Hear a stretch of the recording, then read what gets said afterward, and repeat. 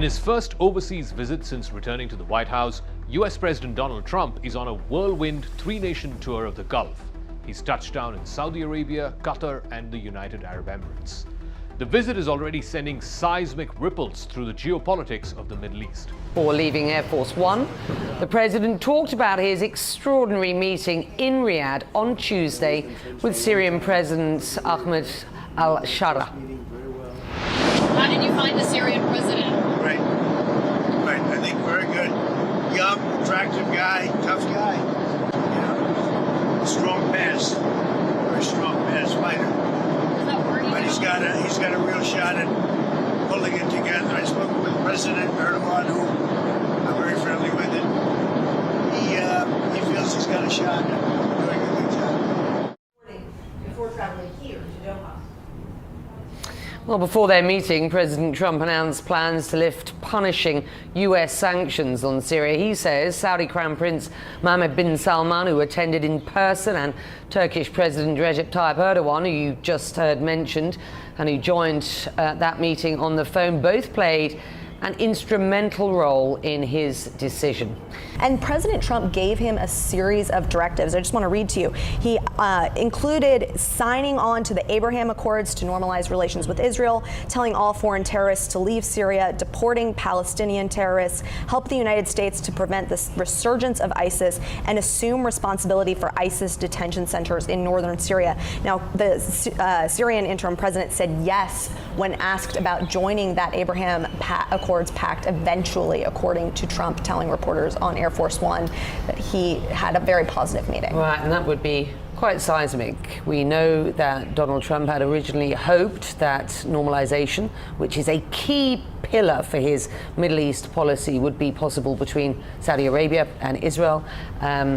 He has to concede that that is not possible at this stage, not with the ongoing crisis in Gaza, the conflict in Gaza, and no credible pathway to a Palestinian state. No partner in peace is how it's described in this region. No partner in peace in Israel at present for the Saudis. Well, Mr. Trump later joined a meeting of the Gulf Cooperation Council, the GCC, lavishing praise on the nations in attendance and this whole region. Bilateral meetings are planned here, along with what are expected to be investment agreements that could reach hundreds of billions of dollars. After Saudi Arabia, Trump's next stop was Qatar, a historic visit that made him the first ever American sitting president to make a visit to the Middle Eastern nation. Qatar really pulled all the stops when it came to welcoming President. First with a ceremonial fighter jet escort. Then there was the whole cultural thing with the camels then lined the roads where his motorcade was passing, and he had a proper escort to the palace, which apparently included Cybertrucks. And President Trump was actually impressed by the camels.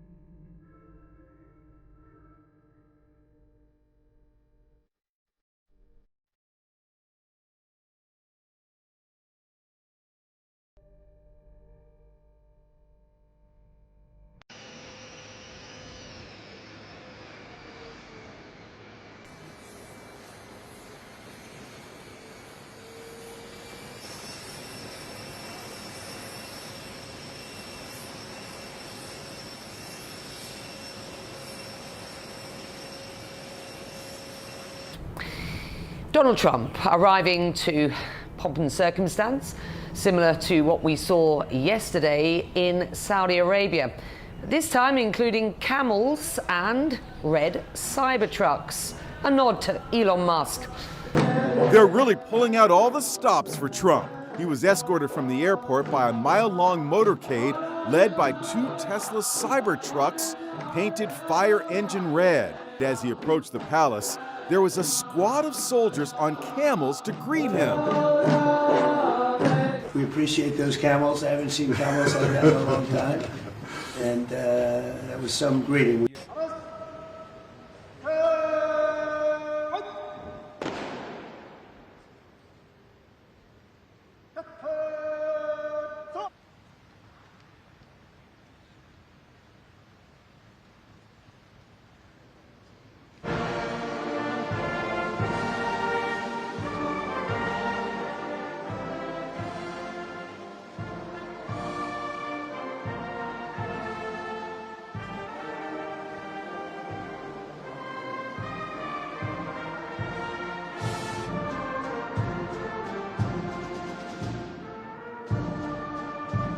President Trump is in the nation of Qatar today, and boy was he dazzled. Look at the white marble covering every inch of the palace. Look at this, it's so beautiful. As a construction person, I'm seeing perfect marble. This is what they call perfecto. On to the business of the day. The two countries agreed to a historic $1.2 trillion investment in economic exchanges. President Trump announced deals totaling more than $243 billion, including a historic sale of Boeing aircraft and GE Aerospace engines to Qatar Airways. Particularly, Qatar Airways committed to buying 210 Boeing 787 Dreamliner and 777X aircraft powered by GE Aerospace engines in a deal worth $96 billion, which makes it the largest order in the company's history. Qatar Airways will buy 160 jets from Boeing, the companies announced Wednesday during President Donald Trump's visit there. Boeing signed the agreement alongside Trump and the Emir of Qatar, Sheikh Tamim bin Hamad Al Thani, shortly after Trump's arrival there. Boeing and engine maker GE Aerospace, its biggest engine provider, secured an order for up to 210 jets worth $96 billion, according to the White House. The plane maker's CEO, Kelly Ortberg, signed the deal with Qatar Airways as Donald Trump and Qatar's Emir looks on. The order is for 787 Dreamliners and 777Xs. The White House claims it will create 1 million jobs during their production and delivery. Boeing has been plagued by safety issues and delivery delays. The 777X is still in development and slated to start deliveries next year, 6 years behind schedule, and there is a backlog of about 500 of them already. This deal is set to support 15,000 jobs annually in the U.S., totaling over 1 million jobs across the lifetime of the deal. McDermott, which is the sole provider of offshore components for Qatar's major LNG expansion, is set to maintain the ongoing collaboration with Qatar Energy involving 7 projects worth $8.5 billion. Parsons has managed to secure 30 projects worth upwards of $97 billion in engineering and innovation. Quantinuum finalized a joint venture agreement with Al Raban Capital that will see the Qataris investing upwards of $1 billion into quantum computing technologies through the joint venture. Defense deals were also signed to enhance regional deterrence and benefiting America's military-industrial complex. Qatar and the U.S. have had a long-standing military relationship, a lot of cooperation from Qatar in terms of the U.S. Military Central Command. I've been to Camp Asaliya, a military base outside of Doha. I've been to the El Udeid Air Base, where the U.S. has a lot of fighter jets based. So there's a lot of military cooperation between the U.S. and Qatar. But now this controversy has erupted over Qatar wanting to give the President of the United States a plane. That's right. And just some other things about Qatar recently as well is that they've been a key mediating force in a lot of the talks that they are having, particularly between the Israelis and Hamas. They've been very helpful in dealing with Hamas and wanting to, expand on the ceasefire agreement that, of course, has now fallen apart. But yes, right now we just saw them signing this. They had the signing ceremony on aviation, having, buying planes from the U.S. And then also we're told an agreement on defense, of course. Trump traveled to Qatar Wednesday afternoon following a 2-day stop in Saudi Arabia. There, Trump announced the Saudis agreed to invest an additional $600 billion in the U.S., including a $142 billion defense contract and billions of dollars in artificial intelligence development. The defense deals secured the procurement of state-of-the-art military equipment to American contractors. Raytheon secured a $1 billion deal that involves the purchase of counter-drone capabilities, which makes Qatar the first customer for the company's fixed site, low, small, unmanned aerial system integrated defeat system. General Atomics secured a bigger contract, $2 billion, for the acquisition of MQ-9B remotely piloted aircraft system that enables the Qatari armed forces to engage in advanced multi-missions. The two countries also signed on the intent to strengthen their security partnerships by outlining a potential $38 billion investment, including support for the burden-sharing Al Udeid Air Base. Qatar is America's 12th largest foreign military sales market, with current active cases being valued at $26 billion. Qatar's National Vision 2030 seeks to create opportunities for American businesses across various sectors. America has had a positive trade balance with Qatar since 2003, with America favoring trade surplus for 2024 being $2 billion. Qatar's greenfield investment in the U.S. totaled $3.3 billion, which focused on hospitality and tourism, information technology, advanced manufacturing, financial services, healthcare, and oil and gas. Qatar has the third largest proven natural gas reserves in the world, with Qatar Energy initiating $18 billion worth of investments in America's energy sector through ExxonMobil's Golden Pass LNG terminal and Chevron Phillips Chemical's Golden Triangle Polymers plan in the Texas Gulf Coast. These investments seek to spur a manufacturing renaissance in the U.S., drive economic growth, and create high-paying jobs across the country. President Trump seeks to build on record of success with Qatar, most notably evidenced by leadership in the 2019 GE Aerospace GX engine sale to power Qatar Airways, the then newly acquired Boeing 787-9 aircraft. Some big names reacted to the whole dealings in Qatar, including Boeing's president and CEO Kelly Ortberg, who said, "We are grateful for the trust Qatar Airways has placed in us with this historic order, the largest ever for Boeing's wide-body planes, including the largest ever purchase of 787 Dreamliners and more 777X jets." As one of America's top exporters, Boeing is proud that our aircraft sales to global customers strengthen U.S. manufacturing and sustain jobs in our factories and at suppliers across the United States.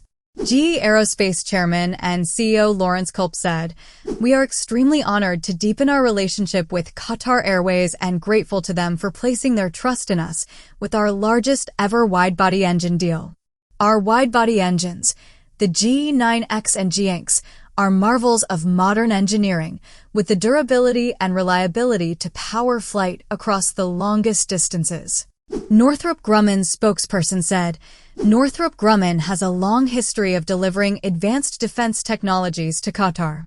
Thanks to the president's leadership, we have a historic opportunity to accelerate security cooperation and defense technology sales that will greatly expand U.S. jobs and economic strength." Quantinuum President and CEO Dr. Rajiv Hajra said, "Quantinuum is deeply committed to advancing quantum capabilities with partners like Qatar to further solidify U.S. innovation and global leadership in a technology critical to our collective future. We are honored to be highlighted as part of this historic visit by the President of the United States to Qatar and look forward to helping create the future of our industry." Lockheed Martin Chairman, President, and CEO Jim Taiclet said, "At Lockheed Martin, supporting American armed forces and our international defense partners drives everything we do.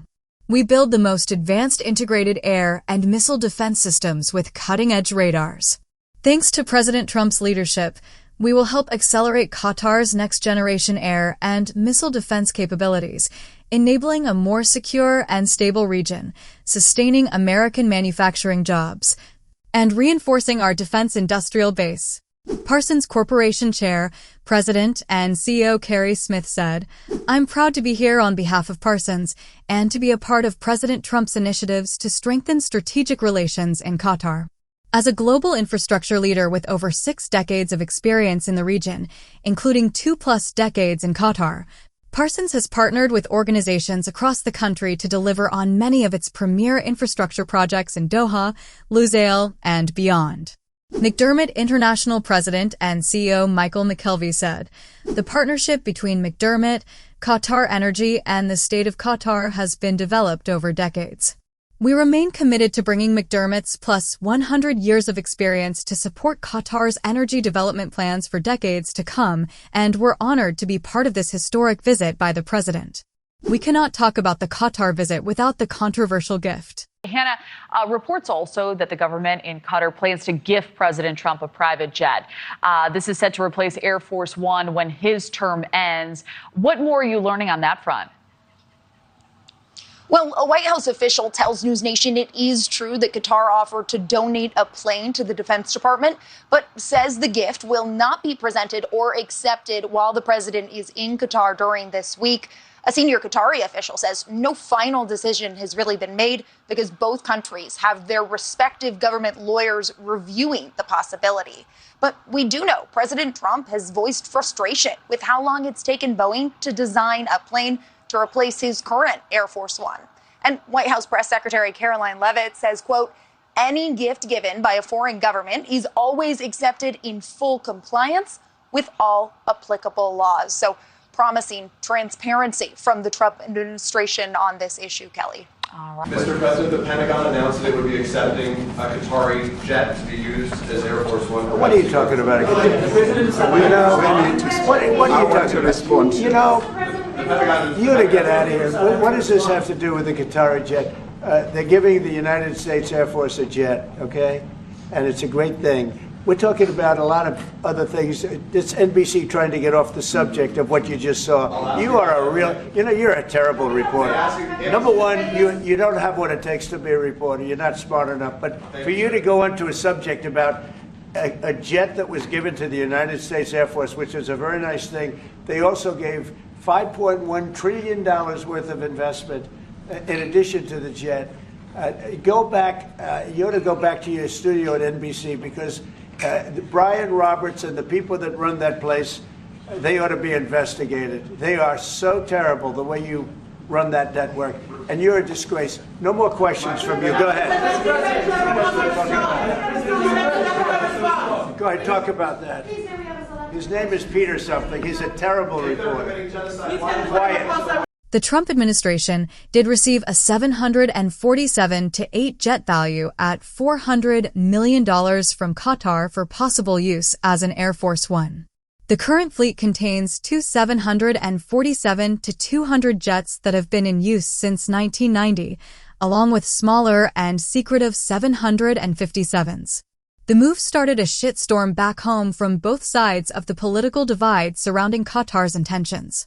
Skepticism surrounding the airplane revolve around its use for surveillance or an attempt to gaining influence. The airplane will require massive modifications to meet the required presidential security standards, which will require years and millions. Some of the modifications will include installing missile defense systems, secure communication, and protection against electromagnetic pulses. Members of the Congress have expressed concerns that the Air Force might be pressured into finishing the upgrades, thereby compromising critical safety features. The new order is among a flurry of business deals signed in Qatar, totaling more than $200 billion, and comes amid growing outrage over President Trump's plan to accept a $400 million luxury Boeing 747 as a gift from the Qatari royal family and turn it into Air Force One. Right, the Defense Department has confirmed now that the U.S. has officially accepted this. It's a Boeing 747 jet from Qatar. President Trump plans to use this after it receives sufficient security upgrades. Now, both Democrats and Republicans, as you know, have raised legal, security, and ethical questions about accepting such a gift. There was no mention of the ongoing uproar over the $400 million jumbo jet gift from the Emir of Qatar. Trump told Fox's Sean Hannity the reason he wants the fancy luxury jet. The current Air Force One is just not impressive enough.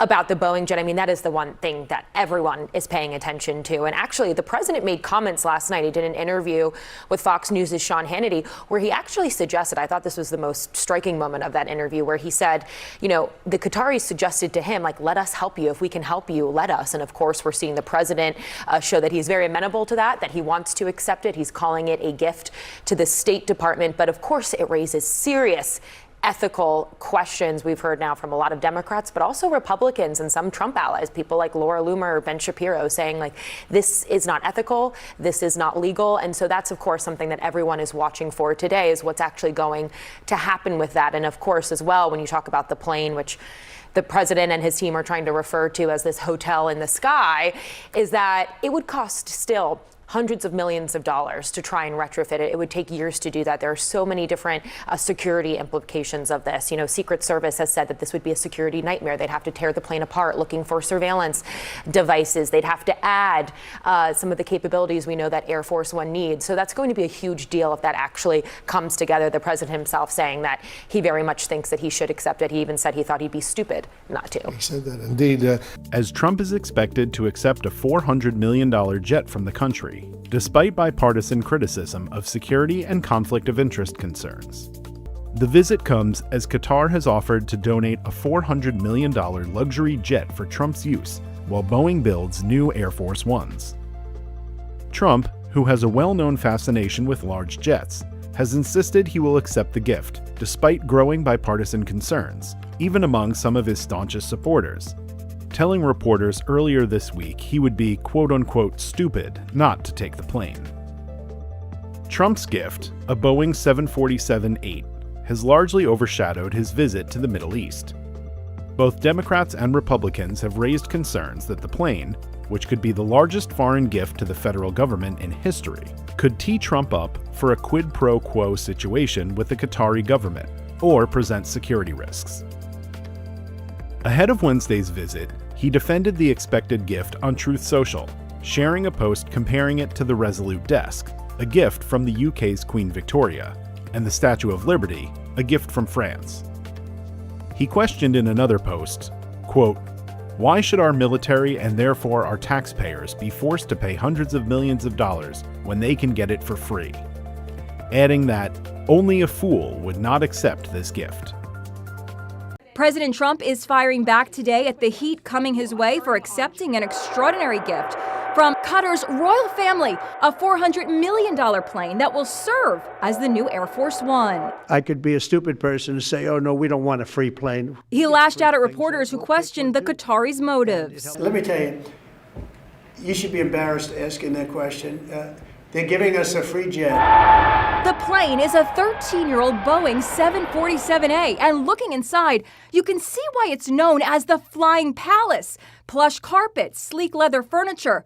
Trump got a personal tour in February and was clearly smitten. I think it's a great gesture from Qatar.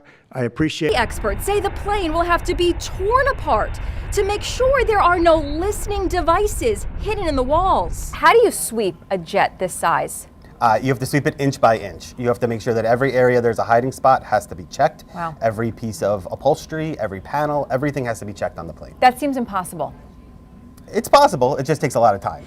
President Trump is visiting Qatar later this week, where he's expected to meet with Edan Alexander, the last American hostage held by Hamas. He was released today. Some estimates put this retrofitting, as they call it, to up to $1 billion. So the aircraft may be $400 million.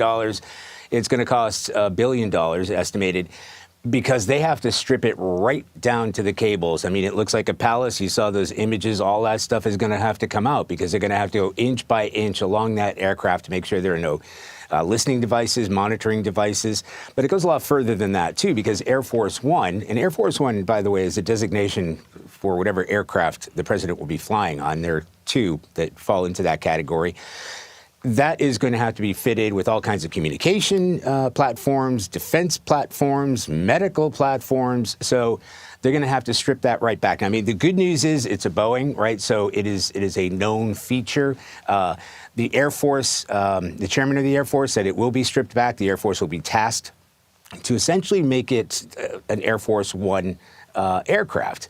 And that will be subcontracted. There are a couple of organizations that specialize in that because there are many military aircraft, obviously, that shuttle people around. That one is the most important. So yeah, as we understand it, they're going to have to go through every single inch of that aircraft, strip it right back to the cables, and then put it all back together, make sure there are no monitoring devices in there, put in the defense systems, missile defense systems, and communication systems that Air Force One, this platform, is going to need. It's essentially a White House with wings. But the gift is getting slammed today from both sides. Bernie Sanders is calling the deal farcically corrupt and blatantly unconstitutional.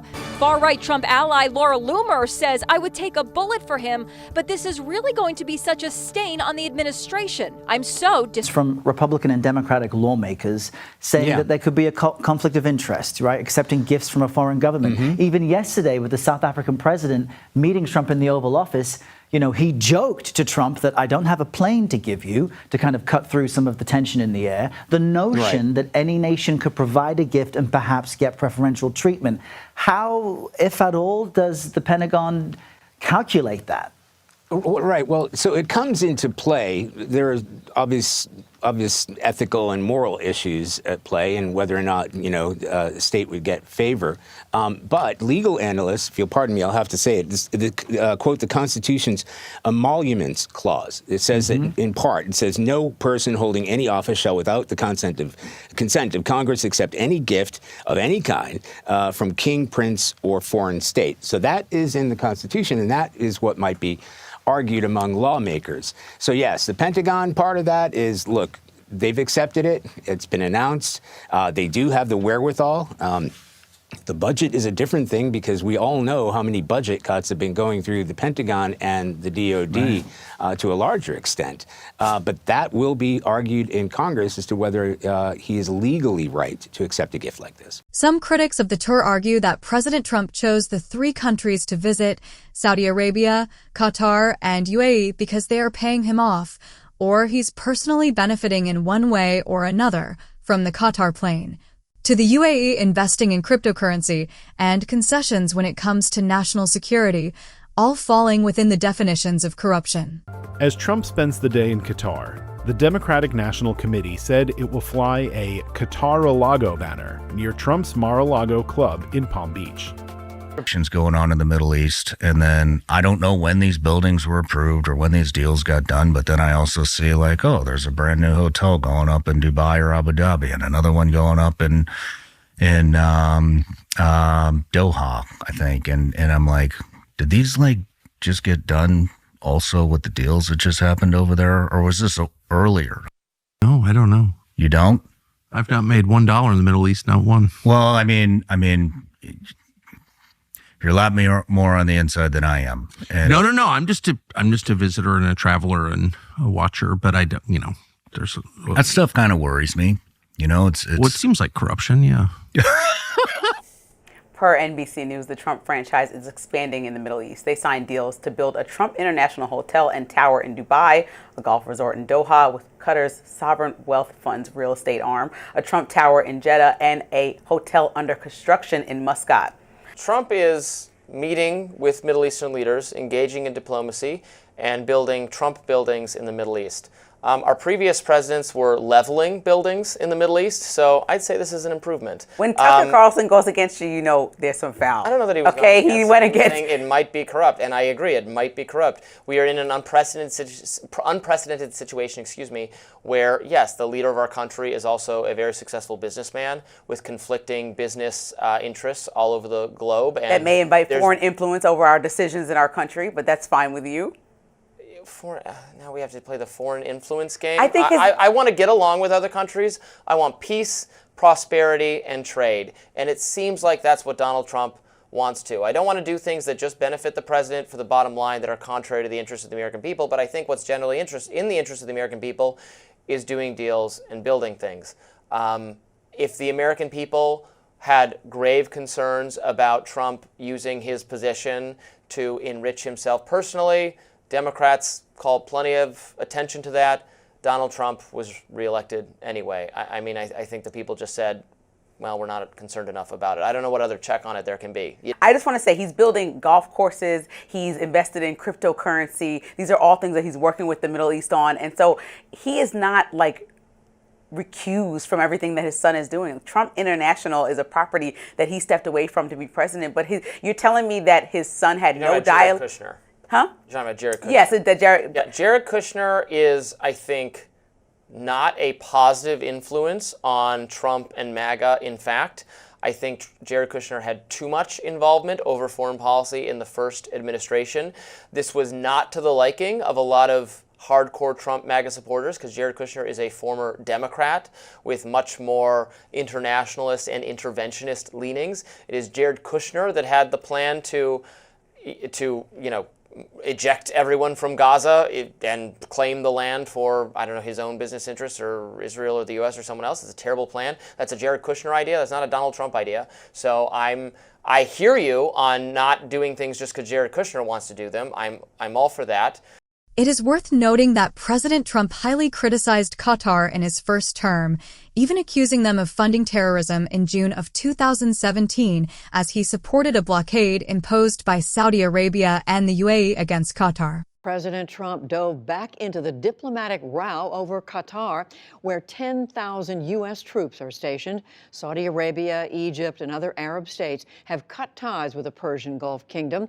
At his Rose Garden news conference today, Mr. Trump praised the Saudis and said Qatar must do more to fight extremism. People in the tiny Gulf nation of Qatar would have every right to feel confused tonight. They thought they had a friend in the United States, but things just got complicated. Donald Trump accuses Qatar of funding terrorism, and he supports the blockade on the country. But key members of his administration are sending a different message. Here's senior correspondent Adrian Arsenault.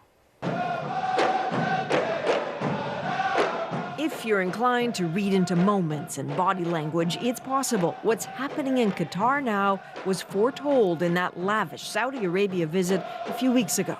The young Qatari emir initially fawned over by President Trump. We are friends. We've been friends now for a long time indirectly, haven't we?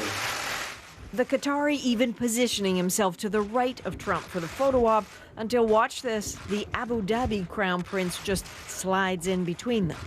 Qatar politely squeezed out of the way then before it was bullishly blockaded this week by its biggest regional partners. Monday morning, just before 6 a.m., it started with Bahrain. 10 minutes later, it was Saudi Arabia. Within half an hour, the United Arab Emirates joined the blockade. By day's end, 6 countries had cut diplomatic ties with Qatar, blocking the land border, limiting air and sea routes, a reaction to Qatar's supposed support for terror groups. It's not alone in that support in the region, but it alone is being targeted. Qatar's old friend, the United States, which has 11,000 troops there, didn't exactly leap to its defense. I addressed a summit of more than 50 Arab and Muslim leaders, a unique meeting in the history of nations, where key players in the region agreed to stop supporting terrorism, whether it be financial, military, or even moral support. The nation of Qatar, unfortunately, has historically been a funder of terrorism at a very high level. And in the wake of that conference, nations came together and spoke to me about confronting Qatar over its behavior. So we had a decision to make. Do we take the easy road, or do we finally take a hard but necessary action? We have to stop the funding of terrorism. I decided, along with Secretary of State Rex Tillerson, our great generals and military people, the time had come to call on Qatar to end its funding. They have to end that funding and its extremist ideology in terms of funding. I want to call on all of the nations to stop immediately supporting terrorism. Stop teaching people to kill other people. Stop filling their minds with hate and intolerance. I won't name other countries, but we are not done solving the problem, but we will solve that problem. Have no choice. The Pentagon cautioned this regional rift is hindering our ability to plan for longer-term military operations. And the Secretary of State, Rex Tillerson, cast a totally different tone from the president, calling for a de-escalation. We call on the Kingdom of Saudi Arabia, the United Arab Emirates, Bahrain, and Egypt to ease the blockade against Qatar. There are humanitarian consequences to this blockade. Humanitarian consequences aren't easy to see in Qatar, at least not yet. Its citizens are the richest in the world. But keep an eye on what happens with Al Jazeera now.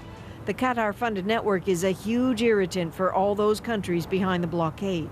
Many blame it for stirring the Arab Spring and want it silenced. One of the most renowned networks that people are trying to use, or governments are trying to use, as a bargaining chip in a standoff. I mean, it just doesn't make sense. The network has launched its own investigation after a cyber attack yesterday. No word on who's responsible, but each day this rift goes by, trust erodes. It's getting harder for all to know who is friend and who is foe. They've been great friends in so many ways, and we're working very well together. And I think it's working out extremely well. So, Amir, thank you very much for being here. Appreciate it. We speak today, and we see the suffering of the Syrian people. And me and the President, we see eye to eye that this matter has to stop immediately. We cannot tolerate with a war criminal. We cannot tolerate with someone who killed more than 500,000 of his own people. And this matter should end immediately. We're making sure that terrorism funding is stopped in the countries that we are really related to, because I feel related. But those countries are stopping the funding of terrorism. And that includes UAE, it includes Saudi Arabia, it includes Qatar and others. You've now become a very big advocate, and we appreciate that. I want to make something very clear, Mr. President. We do not and we will not tolerate with people who fund terrorism. Iranians paid tribute today to the 17 people killed in Islamic State attacks on Tehran, and their leaders blamed the U.S. and Saudi Arabia.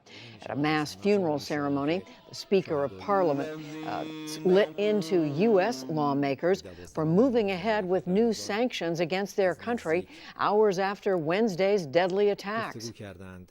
As the Iranian nation was engaged in conflict with terrorists at the parliament, the American Senate, with ultimate shamelessness, passed a law against the Iranian nation and in support of terrorists. Doing this proved that America is the great international ISIS. Meanwhile, Iran's intelligence ministry announced that 41 people have been arrested for suspected links to the attacks. In the resultant press briefing, President Trump committed to turning Gaza into a freedom zone. As one of the rarest things happened, an American president traveled to the Middle East and did stop in Israel. Skipping Israel has largely been presented as deterring from the U.S.-Israel relationship. America continued to hold talks with Iran, announced a ceasefire with the Houthis in Yemen, and led unilateral negotiations to release Israeli soldier Eden Alexander, a U.S. citizen, from Hamas captivity. American officials are trying to negotiate with Iran to limit the country's nuclear program. Leaders from the U.S. and Iran wrapped up a fourth round of talks just today. And all of this is taking place even as Washington continues direct and indirect talks with Tehran over reining in its nuclear ambitions. There have been 4 rounds of talks that have been brokered by Oman and that have happened in the Omani capital, Muscat. While the details of what exactly has been achieved in this talks still remain sketchy, American government sources have been saying that the U.S. is offering gradual sanctions relief to Iran in exchange for verifiable caps on uranium enrichment. Trump, who famously withdrew from the Obama-era JCPOA, which was a 6-nation deal along with Iran, he pulled out of that deal in his first term, but now he appears to be pursuing a fresh version of that same deal, but this time on Trump's terms. Under the Trump administration, we're liberating... This approach places Saudi Arabia, a longtime Iran hawk, in a bit of a delicate position. But over the last couple of years, in an effort mediated by the Chinese, there is a degree of normalcy between Saudi Arabia and Iran. Trump, who's wanting to undercut the Chinese and their growing role in the Middle East, has now done parallel engagements with these two sworn Gulf enemies. Missing in all of Trump's whistle-stop Gulf tour was America's most stalwart ally in the region, Israel. Hamas announcing that Eden Alexander, the last living American hostage in Gaza, will be released as part of ceasefire efforts. This ahead of President Trump's trip to the Middle East this week. Just today, Hamas, as you said, announced its plans to release Israeli-American hostage Eden Alexander. The move, it says, is part of efforts to reach a ceasefire and allow humanitarian aid into Gaza. And there's another major development unfolding in Doha, Qatar today, and that is an Israeli delegation is heading to Doha to continue negotiations with the U.S. Steve Witkoff, the special U.S. envoy, is already there with Hamas to see if they can get more hostages released.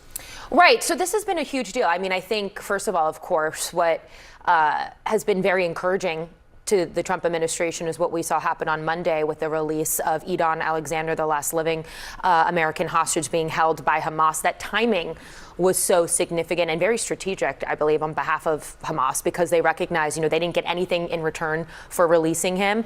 And it is, I think, from my conversations with Trump administration officials, they are viewing this as a goodwill gesture. I think the president said so himself. And so that's really the talks today with Steve Witkoff, leading those from the United States side, is going to be a key part of this, is how many more hostages can they release? And of course, trying to view this as how can they get back to ceasefire talks, because we have seen that fall apart. And all of this comes, of course, as there has been some frustration we've been reporting behind the scenes with Trump administration officials and Israeli Prime Minister Benjamin Netanyahu. A lot of people questioning, is he actually committed to ending this war? And I think we should get some more insights on, depending on how those negotiations go today.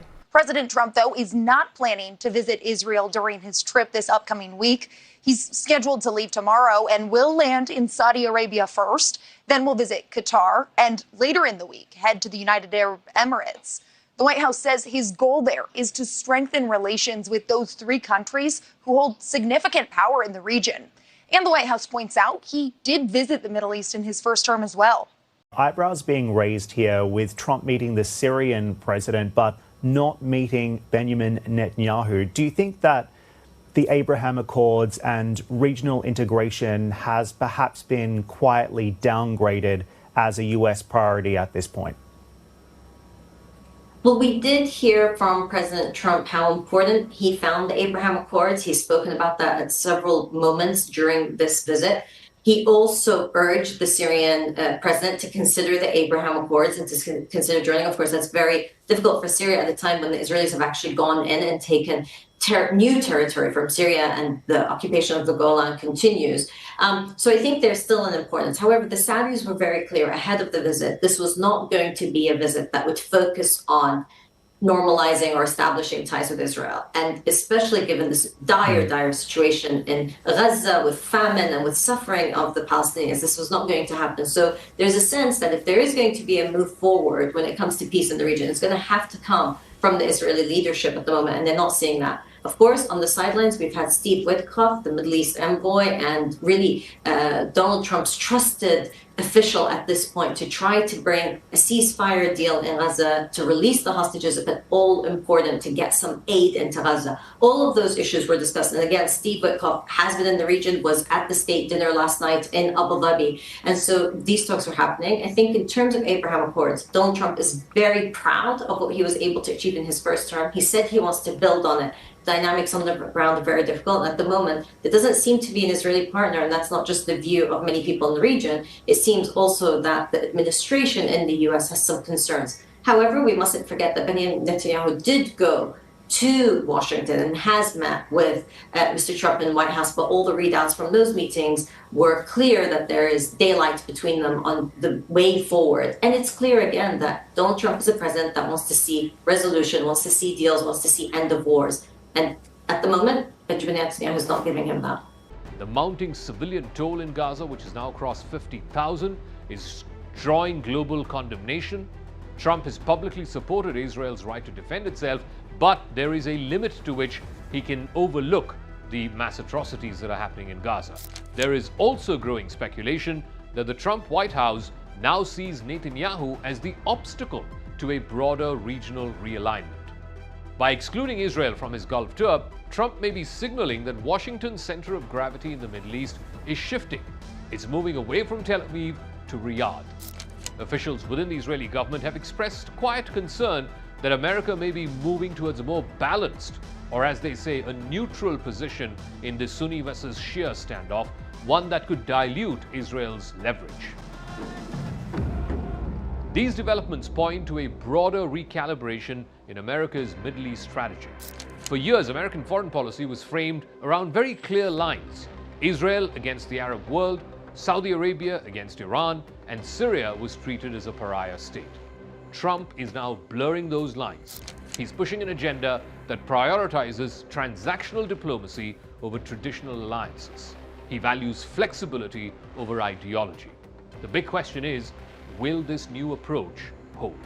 Well, you know how I feel about the Gaza Strip. I think it's an incredible piece of important real estate, and I think it's something that we would be involved in, but having a peace force like the United States there, controlling and owning the Gaza Strip would be a good thing.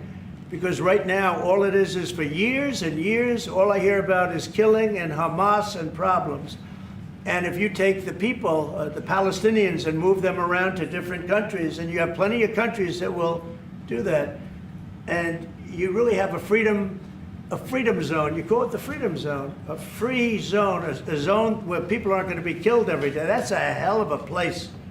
It's you know what I call it, a great location that nobody wants to live in, because they really don't. And when they have good living, real living, where Hamas and all of the problems they have, the level of death on the Gaza Strip is just incredible. And I've said it. I don't understand why Israel ever gave it up. Israel owned it. It wasn't this man, so I can say it. He wouldn't have given it up. I know him very well. There's no way. They took oceanfront property and they gave it to people for peace.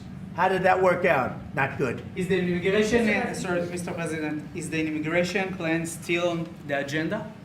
Which immigration? From Gaza. From Gaza. All it is a concept that I had that I think is good, and now people are copying it. You know, baby, do you want to tell? People are talking about the Trump plan. Gee, why do we do that? Would you like to answer that question? I think what the president talked about is, first of all, to give people a choice. You know, Gazans were closed in, and every other place, including in arenas of battle. I mean, whether it's Ukraine or Syria or any other place, people could leave. Gaza was the only place where they locked them in. We didn't lock them in. They're locked in. And what is wrong with giving people a choice?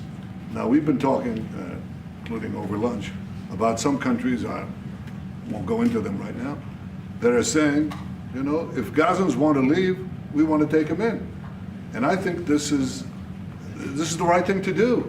If you give, you know, it's going to take years to rebuild Gaza. In the meantime, people can have an option. The president has a vision. Countries are responding to that vision. We're working on it. I hope we'll have good news for you. Well, we're working very hard on Gaza, and Gaza's been a territory of death and destruction for many years. And, you know, I have concepts for Gaza that I think are very good. Make it a freedom zone. Let the United States get involved and make it just a freedom zone. Have a real freedom zone. Because it seems that Gaza, every time, you know, every 10 years it happens, and more than that, it really happens all throughout. They've never solved the Gaza problem. And if you look at it, I have aerial shots where, I mean, there's practically no building standing. There's no building. People are living under the rubble of buildings that collapsed, which is not acceptable. It's tremendous death. And I want to see that be a freedom zone.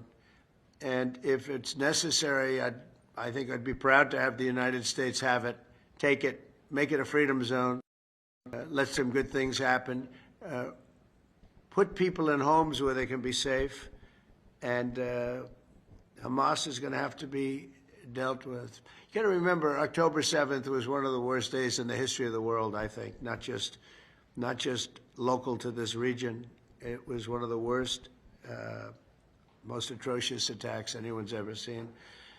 But now we're dealing with Hamas, and we're dealing with Iran, and we're dealing with a lot of other things. We're dealing with the Houthis, and that was, I think, very successful. But maybe tomorrow an attack will be made, in which case we go back on the offensive. So it's good. It's good. We have a lot of things happening, a lot of very positive things happening. Okay.